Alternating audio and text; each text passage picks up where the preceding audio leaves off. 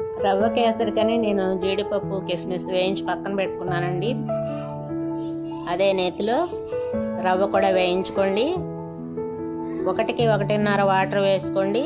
మరిగిన తర్వాత యాలకుల పొడి, పంచదార, ఫుడ్ కలరు 3 వేసిన తర్వాత ఇలా మరగనివ్వండి. వేయించి పక్కన పెట్టుకున్న రవ్వ వేసేసుకోండి. మీడియం ఫ్లేమ్లో ఉడకనివ్వాలి. వాటర్ అంతా ఎగిరిపోయాక చిక్కబడిపోతుంది కదా, అప్పుడు నెయ్యి వేసుకోండి. మనకి తగినంత నెయ్యి వేసుకోవచ్చు. చివరిగా జీడిపప్పు కిస్మిస్ చల్లుకుంటే రవ్వ కేసరి రెడీ. 10 నిమిషాల్లో రెడీ అయిపోతుంది. మనం స్వీట్ తినాలనుకున్నప్పుడు. ఛానల్ చూస్తున్న వారు లైక్ చేయండి, షేర్ చేయండి. కొత్తగా ఎవరైనా చూస్తే ప్లీజ్ సబ్స్క్రైబ్. అంతే, ఓకే, బాయ్ అండి. రవ్వ కేసరి రెడీ.